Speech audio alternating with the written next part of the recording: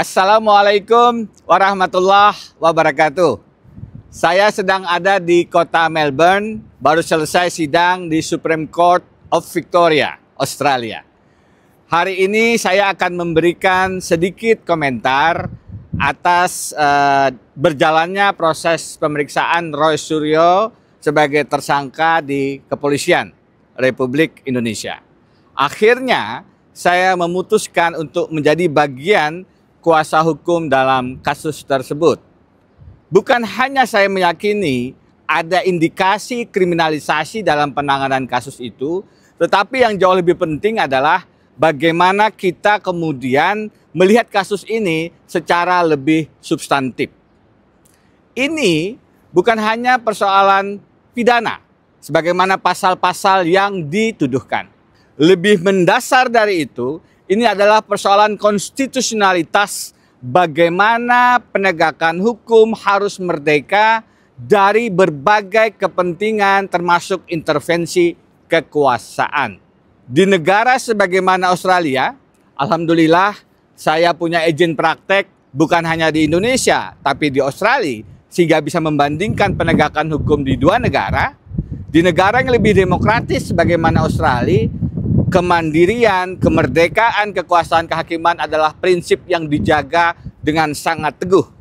Di negara yang lebih tidak demokratis, sebagaimana negara Konoha misalnya, persoalan kemandirian dan kemerdekaan kekuasaan kehakiman ini adalah hal yang sekarang sangat banyak dilanggar. Dan saya berpendapat persoalan tersangkanya Roy Suryo dan kawan-kawan bukan semata masalah ijazah palsu mantan Presiden Jokowi atau hanya pidana.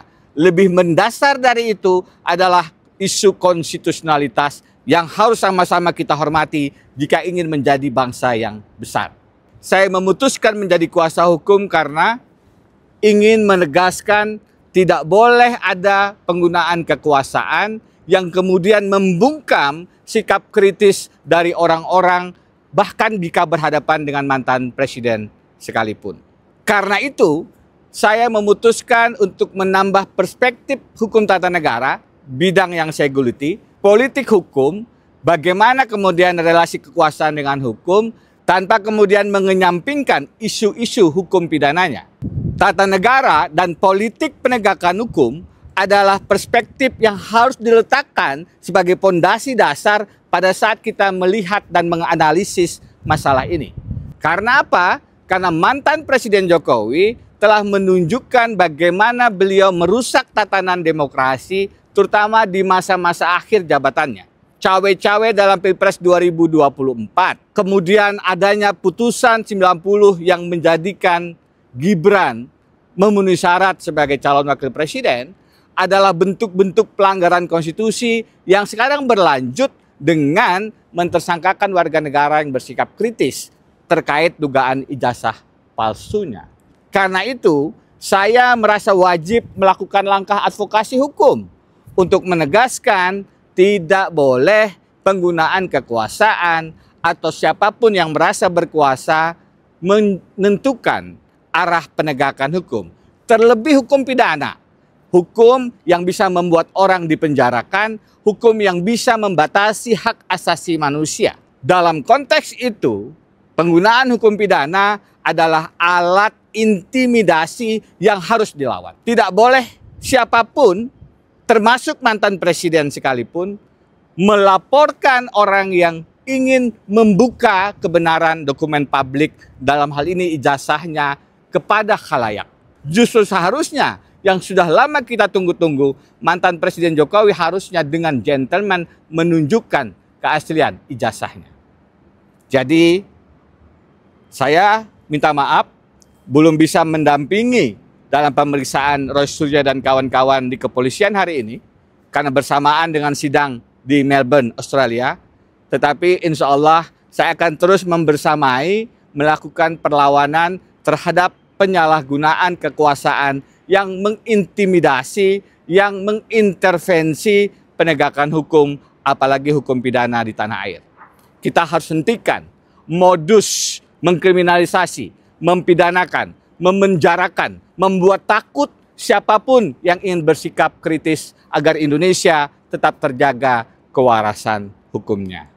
Saya Denny Indrayana, terima kasih. Assalamualaikum warahmatullahi wabarakatuh.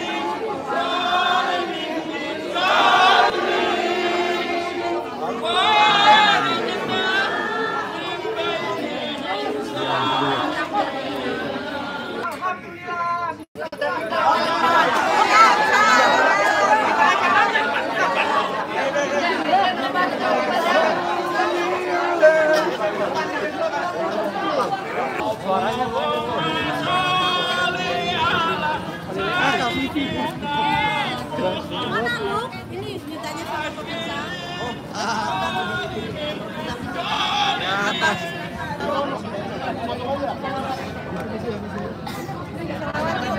Selamat, coy.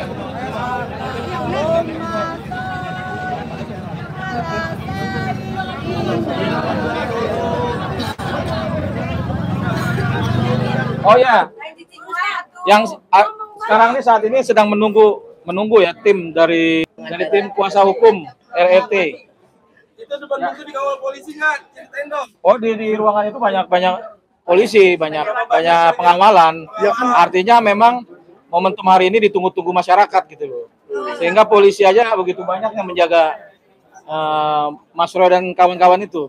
Ya kita berdoa aja ya, mendoakan supaya semuanya sehat, semuanya masih bisa berjuangan gitu. Masih di depan posisi aparat tuh masih menunggu mengawal kan keluarnya atau tim-tim kuasa hukum atau dan lain-lain kan.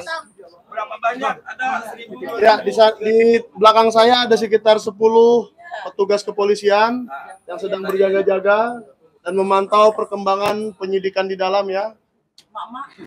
Emak-emak banyak di luar sini. Terima kasih kepada seluruh masyarakat yang mendukung RRT.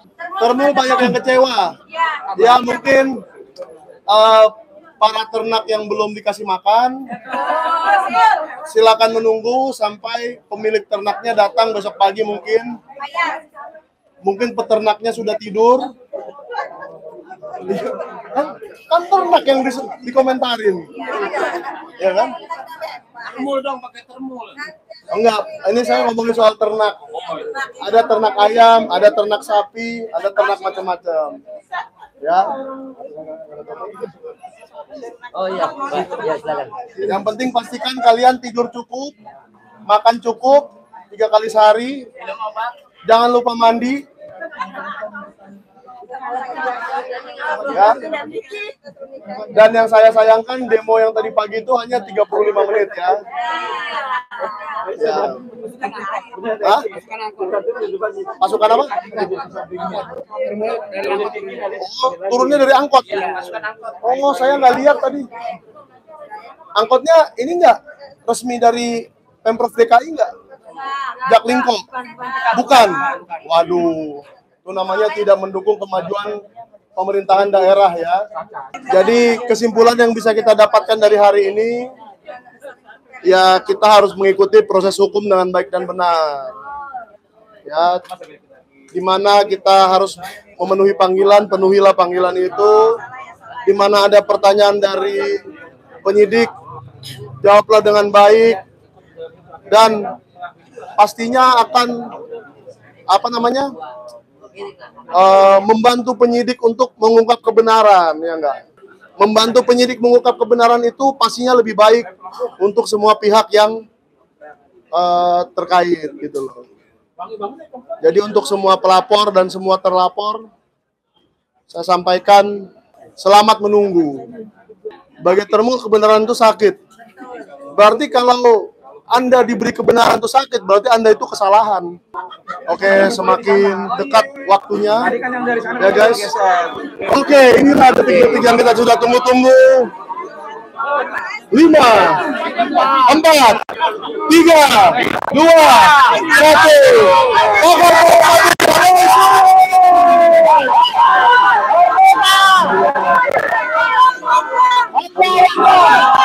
Roy Suryo. Ini dia. Yang kedua, dari Bali Academy. Bali Academy.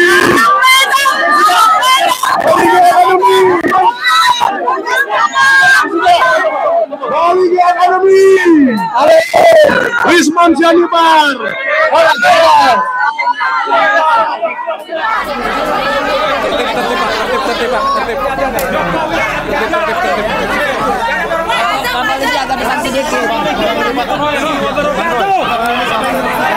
Kawan-kawan semuanya, tolong dengarkan saya. Saya bertindak sebagai juru bicara dari Roy Suryo, Rismon Sianipar, dan Dr. Tifauzea Tiasuma. Oke? Kita tahan. Mereka bertiga telah menjalani hari yang panjang. Diam ya. Mereka, ya, oke. Mereka diperiksa dengan seratusan pertanyaan. Alhamdulillah penyidik bersikap baik. Dan kemudian juga Mas Roy, Rismon, dan Dr. Tifa juga kooperatif. Alhamdulillah. Tetapi tentu ada hal-hal teknis yang nanti kita akan diskusikan di kemudian hari. Maka untuk kesempatan ini dengan sangat terpaksa tidak akan ada press conference dari ketiganya. Jadi cukup saya yang mewakili kepentingan mereka bertiga, dan alhamdulillah paling tidak hari ini mereka tidak ditahan.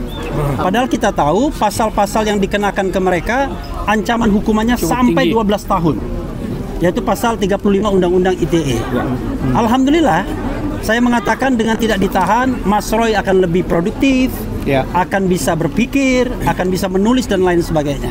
Jadi biarkanlah mereka hari ini cooling down dulu, tidak mengeluarkan press statement apa-apa, menggunakan hak tenangnya untuk bertafakur kembali dalam perjuangan demokrasi dan konstitusi yang sah dan sudah diakui di Republik Indonesia ini, ya kan?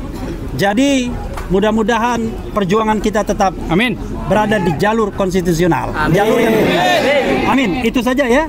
Mudah-mudahan sekali lagi. Oke. Sedikit aja. Alhamdulillah aja. Oke. Nah, oke. Kita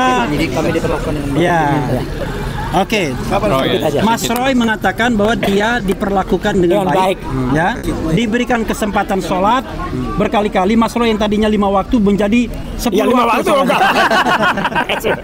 Ya dengan sunatnya juga kan. Oke, jadi mungkin ya tegasnya sudahlah teman-teman, berikanlah hak mereka untuk beristirahat malam ini, menikmati. Coba kalau kalian yang berada pada posisi yang harus terpisah sama anak dan istri dan lain sebagainya, untuk hal yang baik sesungguhnya melakukan penelitian. Oke, apa mau disampaikan? Sudah ya, terima kasih. Oke, mau disampaikan. Cukup ya. Alhamdulillah tadi sudah diwakili Mas Rifli Harun, dan kita insya Allah malam hari ini kita bubar dengan baik. Terima kasih untuk Polda Metro Jaya. Terima kasih untuk semuanya yang malam ini sudah membersamai, terutama koordinasi yang sangat bagus dengan para lawyer. Ya, terima kasih juga untuk para lawyer yang luar biasa, para ibu-ibu, mak-mak, dan juga bapak semuanya. Sekali lagi terima kasih. Dan semua yang membersamai pemeriksaan, semua media. Oke. Wabillahi taufiq wal hidayah. Assalamualaikum warahmatullahi wabarakatuh. Terima kasih. Allahu Akbar. Allahu Akbar. Ini siapa punya? Ini punya siapa nih? Ini Mbak Putri Pak. Iya. Bar. Kanan. Bang. Ayo, Bang. Ini gitu. Iya, oke. Harus bentar.